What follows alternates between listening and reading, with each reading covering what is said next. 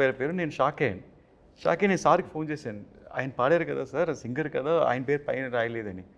లేదు నువ్వే కదా కోరస్ కావాలన్నావు, అందులో కోరస్లో పెట్టేశాను అన్నారు. నేను సార్ సారీ సార్ నేను తప్పు చెప్పింటేను. లేదు లేదు యు ఆర్ రైట్, అది అలాగే వర్కౌట్ అవుతుంది. సో వాట్, అది కోరసే కదా, అందువల్ల అలాగే ఉండాలన్నారు.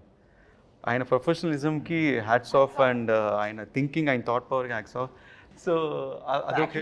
సార్ వచ్చి క్రిష్ గారు ఉండేటప్పుడే got a call from them, but ఆ టైం కూడా జరగలేదు నెక్స్ట్ ఆ schedule. Then this time the story was different. ఈ came up with all the changes and first time చెప్పేటప్పుడు it was very fascinating because ఆ వరల్డ్స్ క్రియేట్ చేయనప్పుడు ఒక excitement వచ్చేసింది. Because we have to going to create something which is not exist అనేది. So అడిగారు కదా long production. అవును.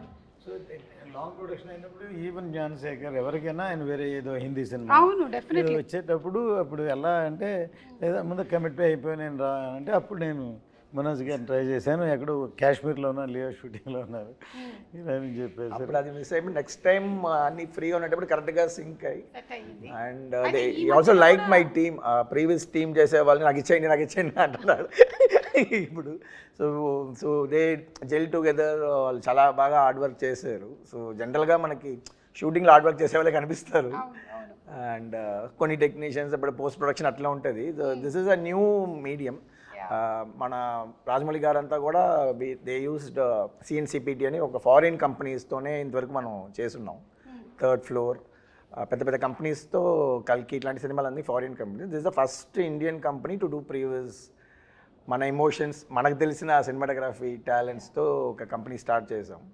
And this is the first project we did small portions for different films. Mostly నేను చేసిన films ఉంటాయి, లేకపోతే మన శ్రీనివాస్ మోహన్ గారు నా పార్ట్నర్ ఆ కంపెనీలో. సో ఆయన ప్రాజెక్ట్స్లో అప్పుడప్పుడు యూస్ చేస్తున్నాం. This is the first commercial film, it's going to be rock. దీన్ని మాకందరికన్నా ఒక హోప్ఫుల్గా ఈ ప్రాజెక్ట్ హిట్ అవుద్ది అండ్ ఎప్పుడైనా లైక్ పెద్ద లెవెల్ రీచ్ అవుద్ది, దిస్ డే విల్ కమ్ అని she was eagerly waiting for 2-3 years and తన strong believe it happen. So and because block చేశారు. ఎందుకంటే ఈవెన్ ఖుషి అప్పుడు కూడా అంతే. కళ్యాణ్ గారు ఒకళ్ళు బిజీ, కళ్యాణ్ గారు ఇచ్చినప్పుడు హీరోయిన్ దొరకకపోతే అసలు సినిమాని అవ్వదు. అందుకని సినిమా అయ్యే వరకు వేరే లాంగ్వేజ్ వస్తే చేయండి, తెలుగు మాత్రం చేయకూడదని అగ్రిమెంట్ చేశాం. ఫైనల్ ఇంకా డిలే అయిన తర్వాత ప్రభాస్ సినిమా వచ్చింది అని వచ్చింది. ఒక ప్రభాస్ సినిమా వస్తే ఓకే చేయొచ్చు అని చెప్పి దాన్ని. Smart ma'am, she knows all the lightings, all the filters. She is like too much smart. But maybe me gap లో నేర్చుకున్నాను అనుకుంటున్నాను. You know how to make her look better. So అంత ఒక smartness. You're looking the best. Thank you. You're the best. Thank you. But thank you, Jyoti sir, for acknowledging, you know, because I've done a lot of, like sir said, affirmations, lot of positivity, asking the universe, please, you know, let this film start again, let it happen. So I was so hopeful because I know, you know, in my gut that this film is going to do something very big for Ratnam sir, for Jyoti sir, Manoj sir, me, all of us. So ఈరోజు wind up చేసే ముందు 2 questions. ఒకటి, first Bobby Deol గారి entry మనకి early స్టేజ్లోనే జరిగిపోయిందా 4 years back, లేకపోతే animal తర్వాత జరిగిందా? బిఫోర్ యానిమల్ ఈ షార్ట్ హియర్, ఆఫ్టర్ దట్ ఈ వెంట్ టు యానిమల్. బట్ మాకు డేట్లు ద్వారా కూడా యానిమలే కారణం. అంటే ఆయన గడ్డం పెంచుతున్నారు, ఆ పెంచే టైం గ్యాప్లో దొరికారు. యానిమల్ బిఫోరే షూట్ చేసాం. కొంచెం రీరైట్ జరిగింది మేడం అనిమల్ చూసిన తర్వాత. Before Bobby Deol only action పర్పస్గా ఉన్నారు, లైక్ రెగ్యులర్గా వార్ యాక్షన్ అలాగని. బట్ అనిమల్ చూసిన తర్వాత ఐఎమ్ సర్ప్రైజ్ ఏంటంటే అసలు డైలాగ్ లేకుండా ఓన్లీ ఎక్స్ప్రెషన్స్తోనే మనకి గూస్ బంప్ తెప్పించారు. So his performance was amazing. ఆయన స్క్రీన్ ప్రెసెన్స్ చాలా బాగుండేది. Whatever we shot also screen presence very good. So I started ఒక్కొక్క scene it took me 2 months 3 months to rewrite also. అంటే ఆయనకి ఎలా సూట్ అవ్వాలి, ఇది ఒక ఎలా చేయాలి, ఇది భయంకరంగా ర్యాక్ చేయాలని ఎలా తెలియ ఆలోచిస్తే ఇట్ కేమ్ అప్ నైస్.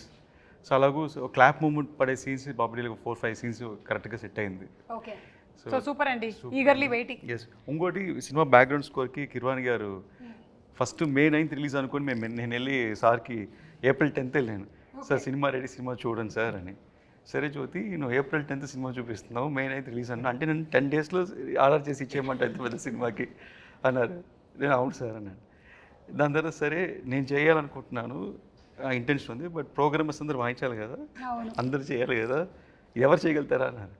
ఎవరు సార్ ఓన్లీ దేవుడే చేయగలరు నేను సార్ మీరే నా దేవుడు సో ఇలాగే చేసి పెట్టండి అని సార్ నేను డెఫినెట్గా చేస్తాను నువ్వు ఇంత స్ట్రెయిన్ చేసి ఇంత దూరం తీసుకొచ్చి అది డెఫినెట్ డూ ఇట్ ఫర్ అని లక్కీగా డేట్స్ పోస్ట్పోన్ అవుతూ రాగానే ఇప్పుడు అదే 10 days 60 days బ్యాక్గ్రౌండ్ స్కోర్ చేసాం ఒక క్లైమాక్స్ రైల్కే సారు 22 days దాకా సపోర్ట్ చేశారు దట్ ఎన్లోస్ support for the background score సినిమా 50% ఈరోజు నాకు ఆన్ స్క్రీన్ చూసేటప్పుడు అంత వైబ్ క్రియేట్ అవుతుందంటే it's because of his background score madam unbelievable music and అందరికీ ఆ సినిమాటిక్ ఎక్స్పీరియన్స్ థియేటర్లో చూస్తే మ్యూజిక్ కోసం మళ్ళీ చూడాలనిపిస్తుంది సినిమాని ఓకేనండి so for all the crafts all the technicians మరొకసారి హ్యాట్స్ ఆఫ్ చెప్తూ వైండప్ చేసే ముందు మీ ప్రొఫెషన్స్లో మీకు ఇన్స్పిరేషన్ ఎవరో చెప్పండి లైక్ మనోజ్ గారు మీ ప్రొఫెషన్లో మీకు ఇన్స్పిరేషన్ సంతోష్ శివన్ గారు. సంతోష్ శివన్ గారు వండర్ఫుల్ కాలాపాని ఓకే జ్యోతికృష్ణ గారు డైరెక్టర్గా డైరెక్టర్ శంకర్ గారు ఎవరండి శంకర్ గారు శంకర్ గారు